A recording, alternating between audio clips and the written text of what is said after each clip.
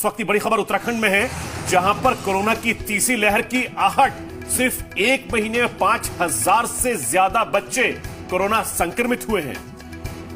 0 से लेकर 9 साल तक के उम्र के बच्चे तेजी से संक्रमण का शिकार हो रहे हैं। डॉक्टरों ने अलर्ट किया है, वक्त रहते बच्चों के लिए सरकार जो है वो कदम उठाए। देखिए, तीसरी लहर की बात की जा रही थी, बच्चों के लिए खतरनाक होगी, लेकिन दूसरी लहर में ही अभी कह रहे हैं डॉक्टर स्पीक नहीं आया। बावजूद इसके उत्तराखंड में लगातार ऐसे केसेस सामने आ रहे हैं जिसमें बच्चे जो हैं वो कोरोना संक्रमण के शिकार हो रहे हैं।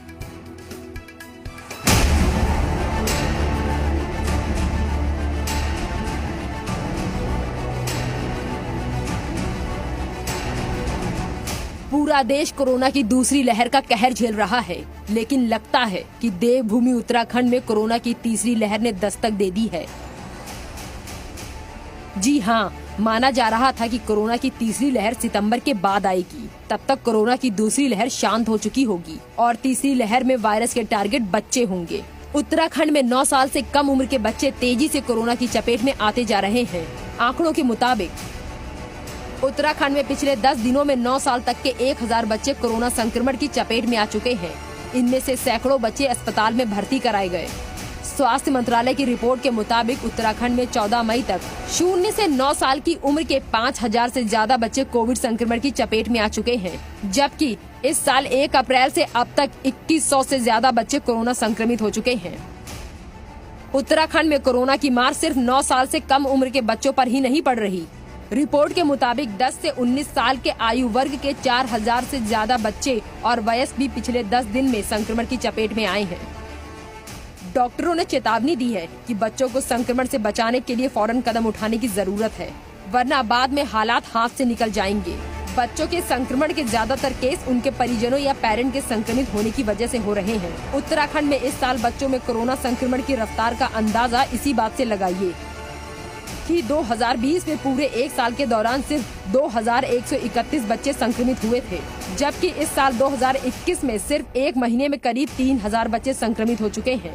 1 अप्रैल से 15 अप्रैल के बीच 264, 16 से 30 अप्रैल के बीच 1053 और 1 मई से 14 मई के बीच 1618 बच्चे कोरोना संक्रमित हो चुके हैं।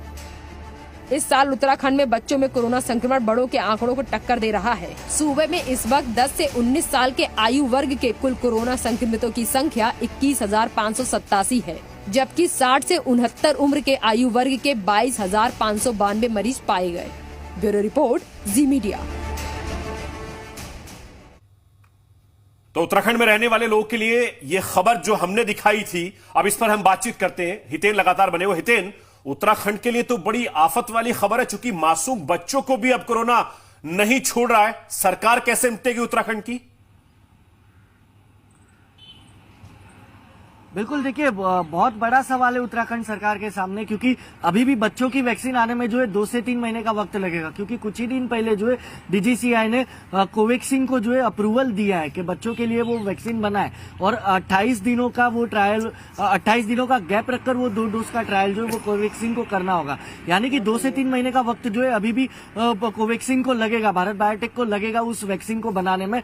तो कहीं ना कहीं कह सकते हैं कि सभी सरकार के लिए, सिर्फ उत्तराखंड सरकार नहीं, उत्तराखंड से जो तस्वीरें निकलकर सामने आई है, अगर वो थर्ड वेव सही में अगर वो आ चुकी है, अगर भारत के अलग अलग राज्यों में ये फैलना शुरू हो गई, तो सिर्फ भारत सरकार के लिए ये बहुत बड़ी मुसीबत बन जाएगी कि आखिरकार बच्चों को किस तरीके से उत्तराखंड में तो केसेस ज्यादा आए हैं, लेकिन कई राज्यों से खबर मिल रही है बच्चे अब संक्रमण का शिकार हो रहे हैं। और फर्स्ट वेव में जिस तरीके से बच्चे शिकार हुए भी थे तो जल्द रिकवर कर रहे थे, लेकिन इस बार स्थिति जो है वो अलग है। तो अब तीसरी लहर की जो बात कही जा रही थी, क्या उसने दस्तक दे दी है, या फिर ये दूसरी लहर में ही बच्चे जो है वो संक्रमण का शिकार हो रहे हैं? लौटेंगे आपके पास, हितेन, बने रहिए। इस वक्त